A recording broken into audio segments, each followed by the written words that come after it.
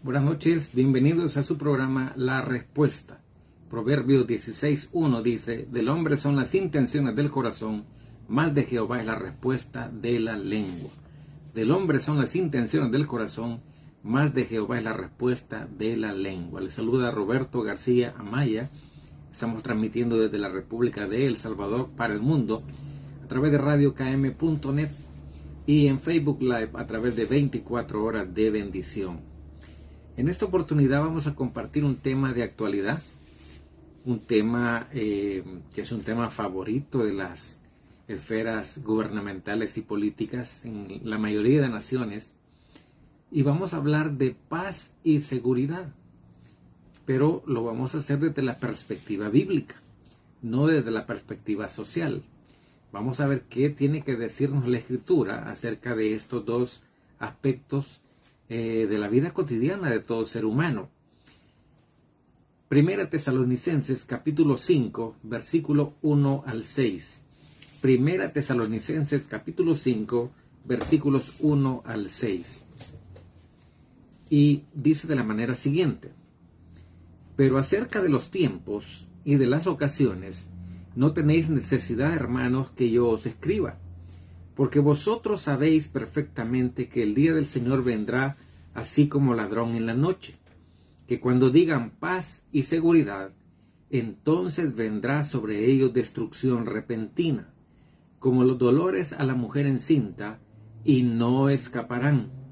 Mas vosotros, hermanos, no estáis en tinieblas para que aquel día os sorprenda como ladrón, porque todos vosotros sois hijos de luz e hijos del día.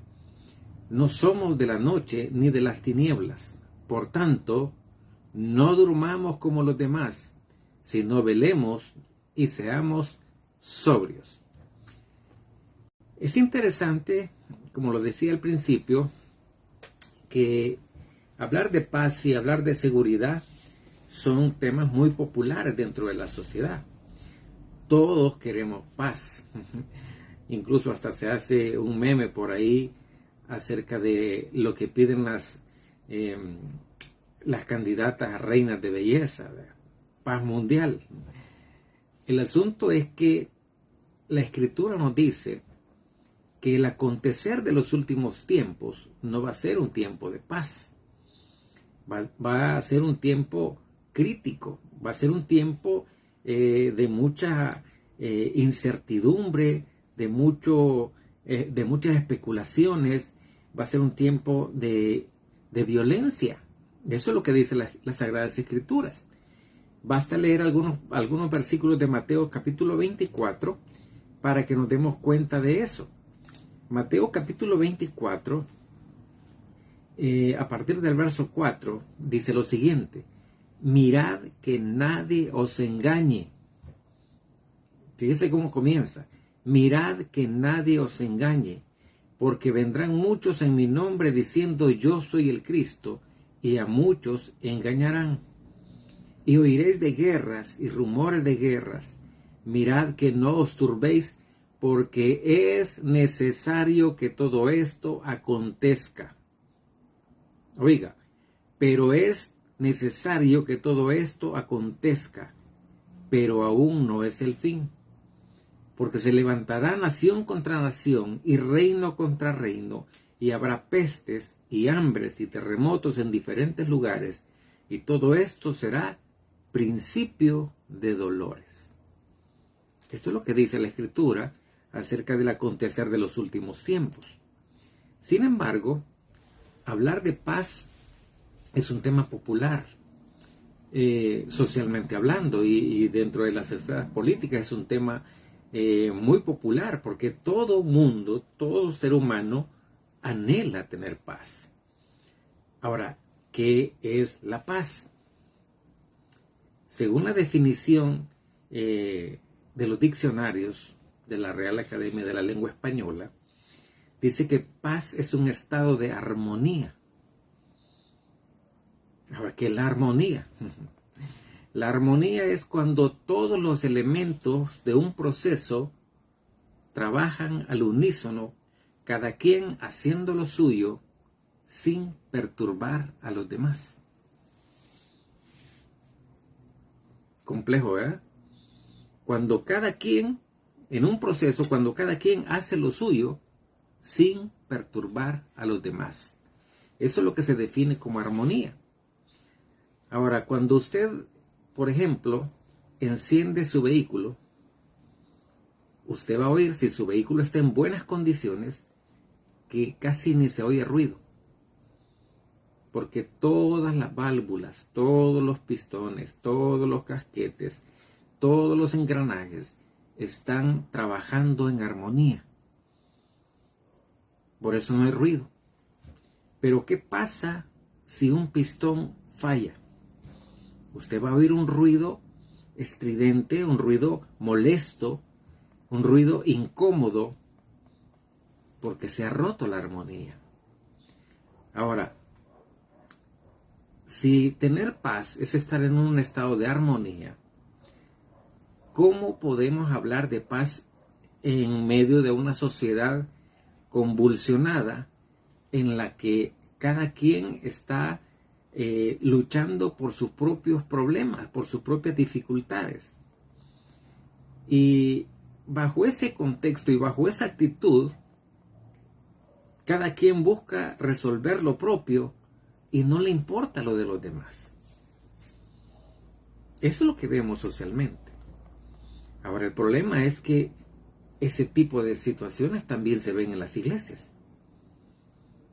Porque si usted observa su propia congregación, usted va a notar que hay pequeños grupos de gente que se reúne, que comenta, que platica, y hay un alto número de personas que ni siquiera se saludan. No hay comunicación, no hay relación, no hay armonía. Y entonces, cada quien está supuestamente velando por lo propio, buscando resolver sus propias situaciones.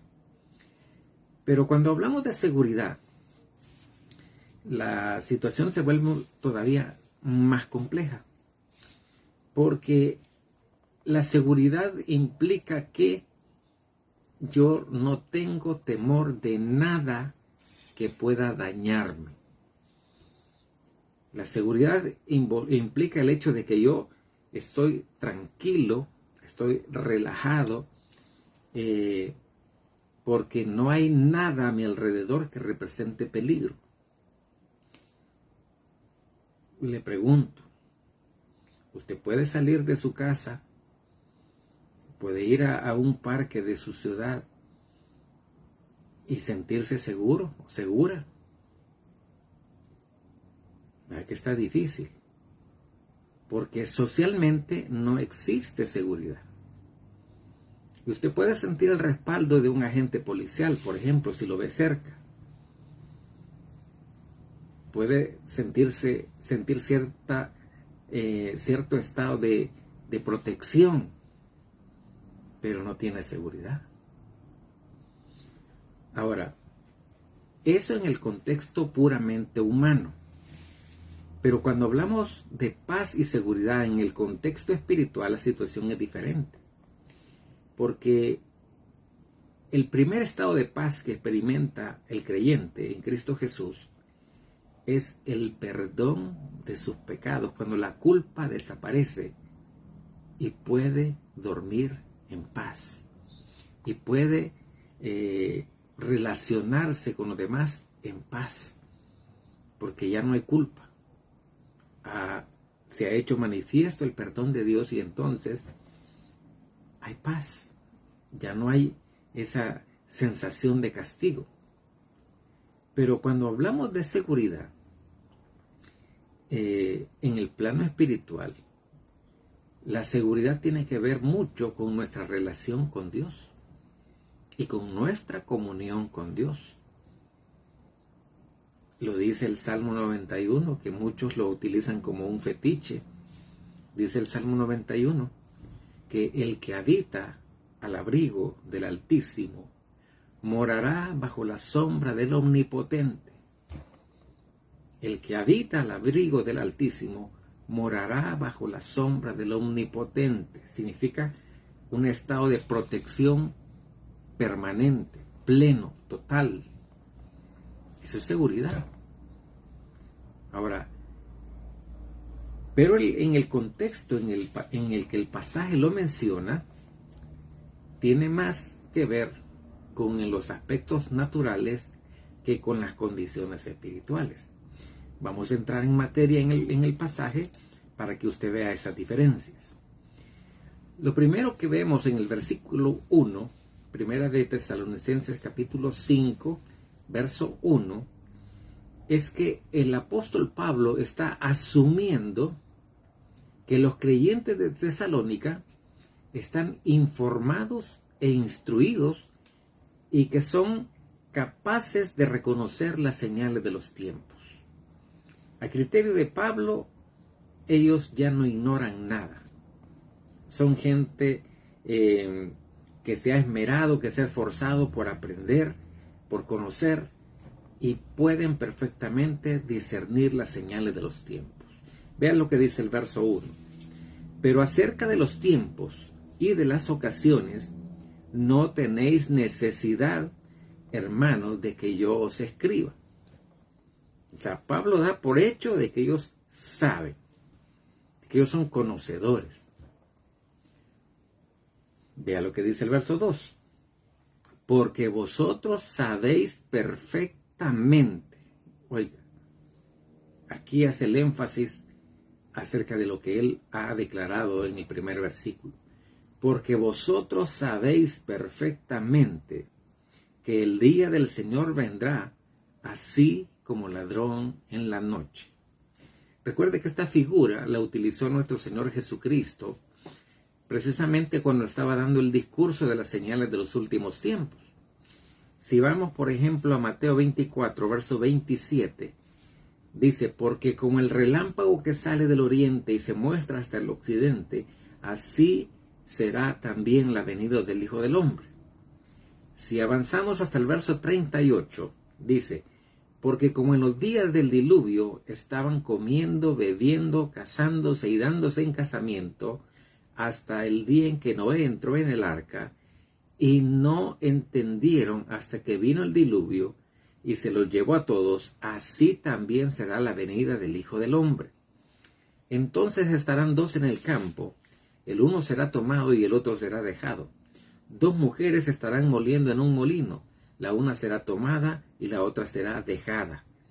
Velad pues, porque no sabéis a qué hora ha de venir vuestro Señor.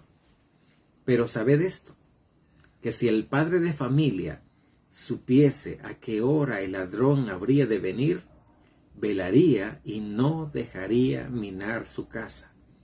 Por tanto, también vosotros estad preparados, porque el Hijo del Hombre vendrá a la hora que no pensáis. Este pasaje que hemos leído de Mateo, donde Jesús se ha extendido en presentarles a los discípulos una serie de elementos para que ellos puedan reconocer los tiempos. Dentro de las cosas que les menciona, dice que la venida del Señor va a ser un evento instantáneo, o sea, dice que va a ser en un abrir y cerrar de ojos. En un abrir y cerrar de ojos. Por eso el apóstol Pablo le dice, porque vosotros sabéis perfectamente que el día del Señor vendrá así como ladrón en la noche, en el momento menos pensado. Ahora, dentro de las señales que Jesús menciona en el capítulo 24 de Mateo, vea de las señales que menciona. Dice que estaban comiendo, estaban bebiendo, estaban casándose y dándose en casamiento. ¿Qué hace la gente el día de hoy? Lo mismo. La gente piensa en diversión, la gente piensa en placer, la gente piensa en satisfacer sus deseos naturales. La gente no está pensando en ir a la iglesia. Solo los creyentes fieles van a la iglesia. El resto no van. Y usted puede ver, por ejemplo, en su propia congregación, usted puede ver este fenómeno. hay un partido de fútbol con equipos de renombre y hay ausencia en la iglesia. Hay ausencia. ¿Por qué? Porque prefirieron el partido y no irse a sentar a la iglesia a recibir palabra de Dios o a presentar alabanza delante de Dios. Eso es lo común. ¿Qué están haciendo? Están bebiendo, están comiendo, están en los placeres naturales. Sienten paz, sienten seguridad. Y entonces creen que se pueden dar el lujo de tomarse un descanso, tomarse un respiro. Hacia la iglesia iba a estar el otro domingo. Posiblemente el edificio sí. Pero ¿qué pasaría si Jesús viniese esta noche? ¿Qué pasaría si se cumpliese lo que dice la Escritura? Que Él va a venir como ladrón en la noche, en el momento menos pensado. ¿Qué tal si mientras estamos viendo esa transmisión viniera el Señor? ¿Qué pasaría? Por eso, el verso 3 del capítulo 5 de Tesalonicenses dice lo siguiente. Porque dice que cuando digan paz y seguridad, entonces vendrá sobre ellos destrucción repentina. Y hace una mención aquí que como que fuera un tanto contradictorio, pero ya le voy a explicar. Dice, entonces vendrá sobre ellos destrucción repentina, como los dolores a la mujer encinta. Y dice al final, y no escaparán. Quiero explicar la tercera y cuarta frase de este versículo, porque pareciera que hay una incoherencia ahí. Dice, entonces vendrá sobre ellos destrucción repentina. Y lo está comparando con los dolores que experimenta la mujer, que se llaman contracciones, que son los dolores previos al alumbramiento. Ahora, entendiendo la estructura del pasaje, el apóstol no está diciendo que un estado de prealumbramiento sea una destrucción. Lo que está diciendo es que así como surgen los dolores al momento del parto, de manera sorpresiva, así, de manera sorpresiva, va a venir destrucción repentina. Y claramente dice, y no escaparán. Ahora, haciendo un recordatorio, haciendo memoria de lo que narra las Escrituras respecto a lo que sucedió cuando Noé terminó de construir el arca, dentro de los detalles que muestra la Escritura es que los animales se sometieron totalmente a la autoridad de Noé, de tal forma que aún las fieras se volvieron mansos. Noé pudo acomodarlos dentro del arca. Y un dato interesante, dice que cuando comenzó a llover, Dios selló el arca. No fue Noé, fue Dios. Y la gente se agolpó alrededor del arca, porque entendieron que todo lo que Noé había estado predicando y anunciando por 120 años era cierto. Pero lo tomaron por loco, lo tomaron por un desquiciado, porque nunca había llovido sobre la tierra, y además porque estaban lejos del mar. Entonces, a todas luces, desde la perspectiva natural, Noé estaba loco. Pero cuando la lluvia comenzó, cuando llegó la destrucción repentina, ya no hubo oportunidad. Y yo le puedo asegurar que posiblemente Si Noé hubiese tenido que cerrar el arca, los hubiera dejado entrar. Pero fue Dios el que selló el arca y no permitió que nadie entrase. Ahora usted me va a decir, ¿y dónde queda la misericordia de Dios? Dios establece tiempos. Dios da oportunidades, pero tiene tiempos señalados. Tiene un programa en desarrollo, en ejecución. Y así como pasó en los días de Noé, la dispensación de la gracia, que es el periodo que nosotros vivimos ahora, va a tener un fin repentino. Cuando menos lo esperemos. ¿Cómo sabemos que va a finalizar? Porque es un momento en el cual el Señor viene por su iglesia. Y una vez que la iglesia es llevada a los cielos, el Espíritu Santo va con la iglesia.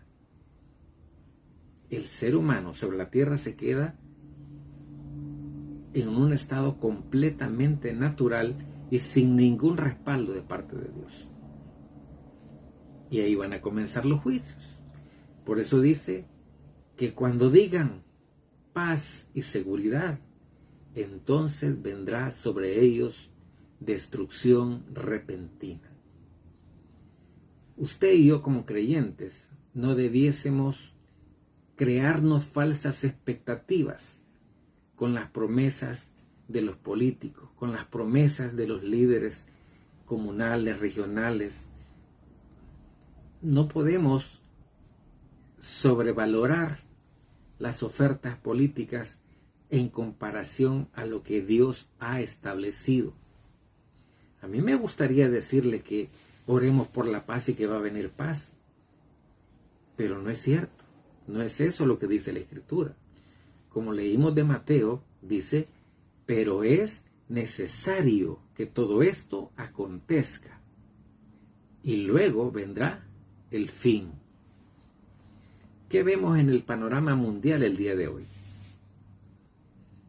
Guerras, rumores de guerras, pestes, terremotos. Eso es lo que estamos viendo y a diario estamos oyendo noticias sobre eso. En este momento en nuestra nación hay un enjambre sísmico al oriente del país. 3 días con ese enjambre sísmico. Cosas que anteriormente no se veían, hoy se ven. Porque estamos en este periodo que la Biblia llama principio de dolores, que hace alusión a las contracciones que sufre la mujer 1 o 2 días antes del parto. Ahora vean lo interesante de esto. Una mujer comienza con contracciones esporádicas y esas contracciones van reduciéndose en tiempo, se van volviendo más frecuentes. Pero el momento preciso del alumbramiento no lo puede predecir hasta que sucede. Lo mismo pasa, o lo mismo va a suceder con la venida del Señor. Exactamente así. Podemos ver las señales y podemos decir, está cerca, pero no podemos precisar el momento en que va a suceder. Por lo tanto, vea lo que dice a continuación en el verso 4. Mas vosotros, hermanos, no estáis en tinieblas para que aquel día os sorprenda como ladrón. Mas vosotros, hermanos, no estáis en tinieblas para que aquel día os sorprenda como ladrón. Y le releo nuevamente del capítulo 24 de Mateo, los versículos 43 y 44, que dicen, pero sabed esto, que si el padre de familia supiese a qué hora el ladrón habría de venir, velaría y no dejaría minar su casa. Por tanto, también vosotros estad preparados, porque el Hijo del Hombre vendrá a la hora que no pensáis.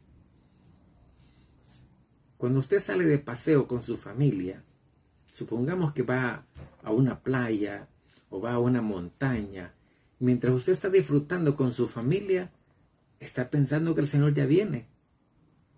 Yo le puedo asegurar que no, porque está disfrutando con su familia.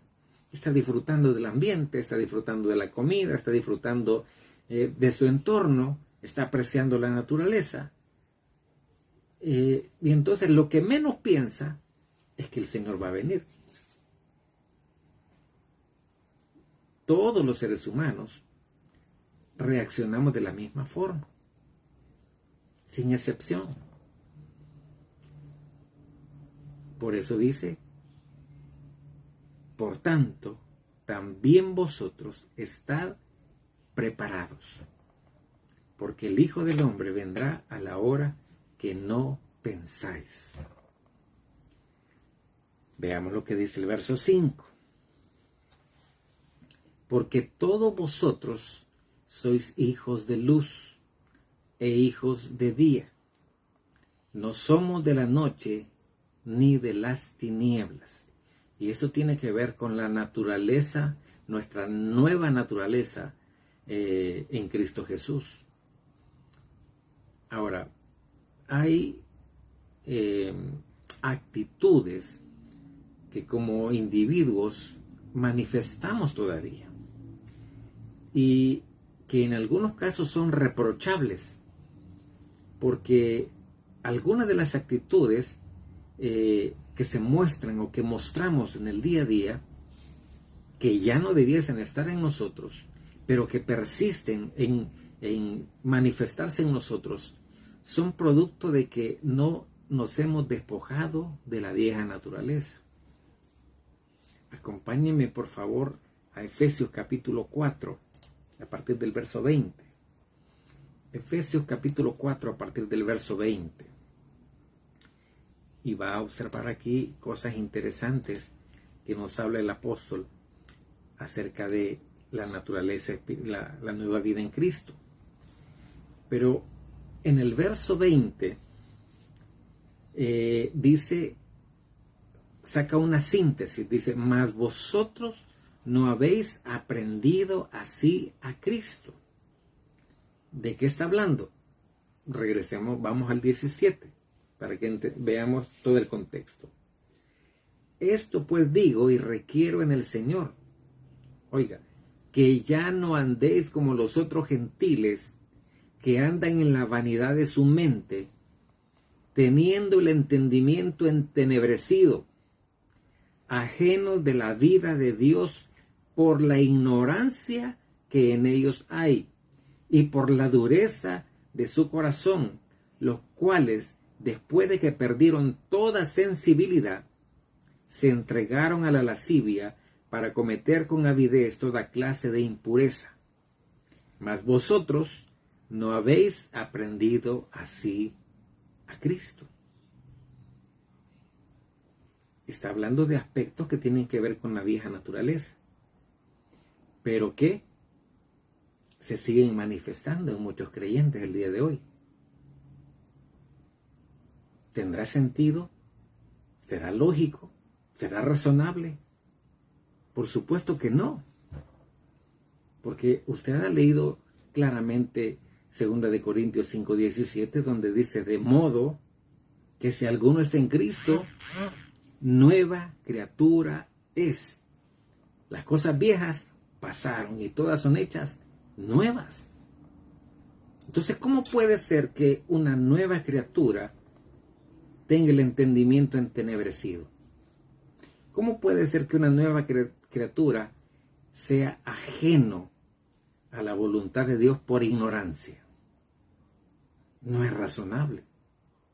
Por eso cuando el apóstol dice en Tesalonicenses 5, verso 5, que ya no somos hijos que no somos hijos de las tinieblas, sino hijos de la luz, se está refiriendo precisamente a que debe haber evidencia en nuestra vida cotidiana de ese cambio de vida, de esa transformación.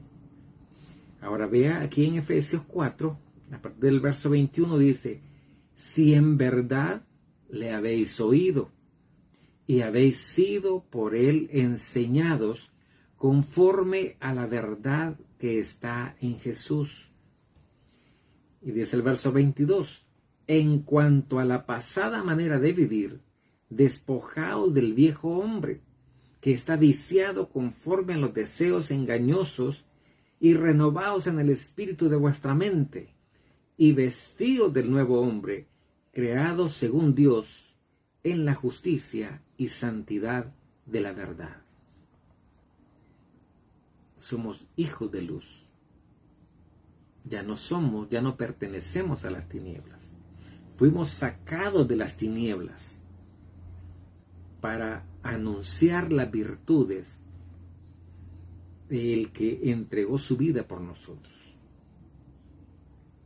del que nos ha otorgado salvación, del que nos ha otorgado el perdón de nuestros pecados y del que se ha manifestado de manera múltiple en nuestras vidas, con protección, con provisión, con sanidad, con solución de problemas y conflictos. Es Dios el que nos ha sacado del lodo cenagoso. Es Dios el que nos ha sacado a una novedad de vida. Por lo tanto, deben existir en nosotros evidencias claras, contundentes. Ahora vea lo que dice el verso 6, 1 Tesalonicenses 5:6, que es el pasaje base. Dice, por tanto, no durmamos como los demás. Por tanto, no durmamos como los demás, sino velemos y seamos sobrios. En Mateo 26, a partir del verso 37, nos habla de ese momento en el que Jesús estaba en el huerto de Getsemaní con sus discípulos, la noche en que él fue aprehendido por la guardia romana y los guardias del templo. Y en el verso 37, Mateo 26, 37, dice lo siguiente: y tomando a Pedro y a los hijos de Zebedeo, comenzó a entristecerse y a angustiarse en gran manera. Entonces Jesús les dijo: mi alma está muy triste hasta la muerte. Quedaos aquí y velad conmigo. Y yendo un poco adelante, se postró sobre su rostro, orando y diciendo: Padre mío, si es posible, pase de mí esta copa, pero no sea como quiero yo o como yo quiero, sino como tú. Y vino a sus discípulos y los halló durmiendo. Y dijo a Pedro: ¿así que no habéis podido velar conmigo una hora? Velad y orad para que no entréis en tentación. El espíritu a la verdad está dispuesto, pero la carne es débil. Y otra vez fue y oró por segunda vez, diciendo: Padre mío, si no puede pasar de mí esta copa sin que yo la beba, hágase tu voluntad. El velar no es simplemente el hecho de estar despierto. El velar significa que yo estoy vigilando, que estoy atento al acontecer a mi alrededor. Significa que estoy listo para comunicar si es necesario, para defender si es necesario, para repeler si es necesario, para combatir si es necesario. Velar no es simplemente no dormir. Velar significa estar pendiente de lo que pasa, estar atento al acontecer. Entonces, cuando dice la Escritura, no durmamos como los demás, sino velemos y seamos sobrios, quiero explicar lo que significa sobriedad. Y para explicar lo que significa sobriedad, primero le voy a explicar lo que significa ebriedad. Algunos lo conocen porque lo han experimentado. Gracias al Señor yo nunca lo he experimentado en carne propia. El Señor me libró muy joven de ese riesgo, de ese asedio. Y jamás sufrí la embriaguez como tal. Pero he tenido gente cercana a la que he visto ebria. Y he visto cómo pierden la conciencia, pierden el sentido de ubicación, pierden todo pudor, pierden su dignidad, pierden sus capacidades de razonamiento y la mayoría de veces cometen puras estupideces. Eso lo he visto, me consta. Entonces, partiendo de ahí, ¿qué significa estar sobrio? Estar sobrio significa que estoy en pleno uso de todas mis facultades. En pleno uso de todas mis facultades. Puedo ver, puedo analizar, puedo sacar conclusiones, puedo decidir sobre qué es correcto y qué no es correcto. Puedo decidir sobre qué hablar y qué no hablar. Puedo decidir porque estoy en pleno uso de mis facultades. Entonces, cuando la Escritura dice que velemos y seamos sobrios, se está refiriendo a que yo debo estar atento al acontecer, pero que además debo estar en pleno uso de mis facultades, tanto mentales como espirituales. Por lo tanto, sirve la exhortación para llamarnos a la reflexión. ¿Qué aprendemos de este pasaje? Lo primero que aprendemos es que los tiempos que vivimos son los tiempos finales. Yo sé que por años, por siglos, se ha dicho el Señor viene, el Señor viene. Pero hermanos, nunca antes, en ninguna otra época, los que nos precedieron en el Señor pudieron ver las señales que nosotros estamos viendo el día de hoy. El presidente de Rusia hace un par de semanas habló de un ataque nuclear a todos aquellos que se opongan a la continuidad de la guerra contra Ucrania. Esa es una amenaza para todas las naciones. ¿En qué otra época ha habido una amenaza de esa magnitud? Nunca. Y aunque en el periodo que se conoció como la Guerra Fría había un riesgo latente, pero nunca a este nivel. Nunca habíamos experimentado una pandemia como la que experimentamos recientemente. Nunca. Nunca el mundo se había paralizado como sucedió con la pandemia. Y ojo, la OMS dice que se esperan nuevas pandemias.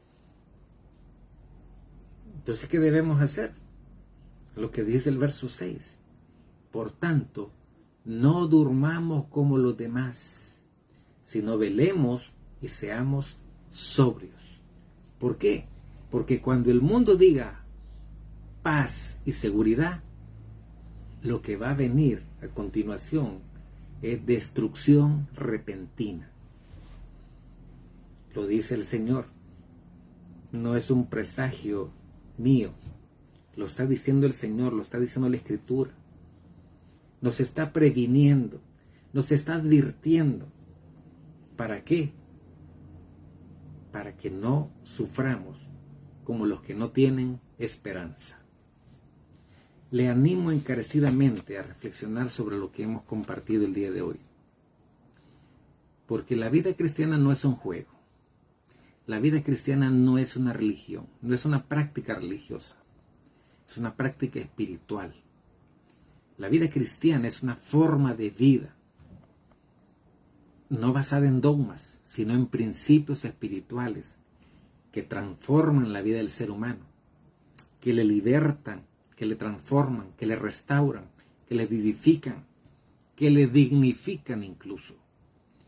Por lo tanto, como dice el verso 6, no durmamos, velemos y seamos sobrios, para que cuando el Señor venga por nosotros, podamos ir con Él, sin ningún obstáculo. Que la gloria sea para nuestro Señor y Salvador Jesucristo. Padre amado, gracias por este tiempo que nos has concedido para escudriñar tu palabra. Afirma, Señor, este conocimiento en nuestras mentes y en nuestros corazones, y permítenos, Señor, bajo la guianza de tu Espíritu Santo, discernir con claridad lo que tu palabra describe y menciona. Padre Santo, que surja en cada uno de nosotros el deseo ferviente de estar apto, preparado para toda buena obra. Que podamos estar atentos, que podamos estar vigilantes, pero que podamos estar en pleno uso de las facultades con las que tú nos has dotado. Te bendigo, Señor, a cada uno de los oyentes que nos sintonizan a través de la radio, y de igual manera a cada uno de aquellos que sintonizan a través de Facebook Live. Sé oportuno, Señor, a sus vidas, sé oportuno a sus necesidades, sé oportuno, Señor, a su salud. Muestra tu gracia y misericordia sobre sus vidas. Te lo ruego en el nombre de Jesús. Padre amado, gracias. Amén y amén. Gracias por su sintonía, gracias por su disposición para escuchar la palabra del Señor. Si este programa ha sido de bendición para su vida, no dude en compartirlo libremente. Si tiene alguna inquietud, si algo no le quedó claro, vuelva a ver el video. Y si aún así persiste la duda o la inquietud, escríbanos por correo interno y con la ayuda del Señor le vamos a responder en el menor tiempo posible. Nuevamente, gracias. Recuerde, este es su programa La Respuesta. Proverbios 16:1 dice: del hombre son las intenciones del corazón, mas de Jehová es la respuesta de la lengua. Feliz noche para todos. Bendiciones.